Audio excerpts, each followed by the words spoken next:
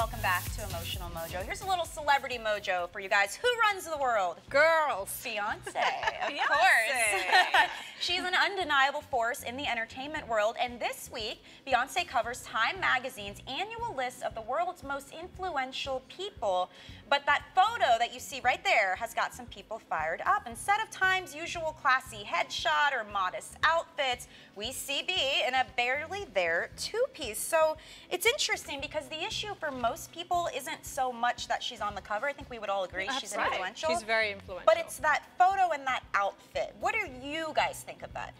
When I saw it, I was very surprised that that was how she was dressed for this particular piece, because again, it gives the impression that that's her influence, that her body, that her, she has to dress that way in order to be influential, and I don't think that's the message we want to send. Her airbrushed body. Yeah, that too. Well, and she doesn't really, I mean, it's amazing. Yes. I agree with you, but to play the other side of it, you know, she's an entertainer. Yes. She's not a business person who a lot of the influential people are. Yes. So how do you dress her? Well, not in a suit. but joining the discussion, though, we have freelance writer and Yahoo Shine contributor Lilit Marcus, who wrote the article, Why Beyonce's Cover of Time's 100 Most Influential People Issue is All Wrong.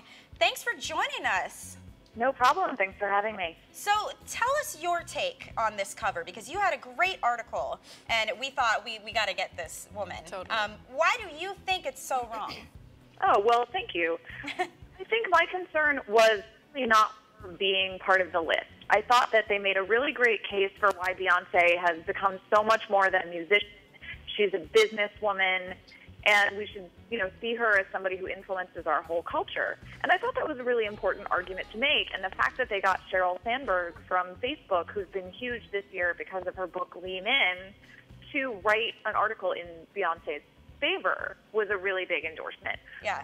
What upset me was the fact that they dressed her in, I'm not sure if it was a swimsuit or if it was her underwear, but showing off her body on the cover of this magazine. You're trying to tell us on one hand that she's an influential, intelligent businesswoman, but instead of showing us that, you've decided that you want to show off her body. Well, and here's something we were talking about yesterday around the studio, is how it compares to the additional inside covers and the past cover people. I know we have some, like, look at these other covers. People are, yes, they're in their element, but it's classy. I mean, even Jay-Z, when he was on the cover last year, was in a business suit. Jennifer Lawrence is in a turtleneck. I mean, how do you think it compares to these past issues? Right, and what was really striking to me, I did the same thing that you did, which was look up some previous covers, because I had remembered them being a bit more conservative. And the fact that last year Jay-Z was on it, also somebody who has been praised as going beyond just being a musician and as a businessman and as a mogul, getting to wear a suit, that's her husband. Yeah. Right. Right. Imagine if you were being compared to your husband and they were saying, we both think that you're really smart and good business people, but he gets to wear a suit and you have to wear your bathing suit. Well, it's interesting. We were watching a video on Time's website where she's giving her own comments about being an influential person and saying it's great because this magazine isn't about fashion or about music. It's about being influential. Right. And then here she is, like, taking off her robe. You can see in the video to take the picture. So it makes you wonder. It doesn't quite go together at all. You know? I don't know. It's like she doesn't make that connection. I don't know. Well, thank you, Lilit. We're so glad you joined us. And you guys, let us know how you feel. You can go to the Emotional Mojo Facebook page and chime in on this one as well.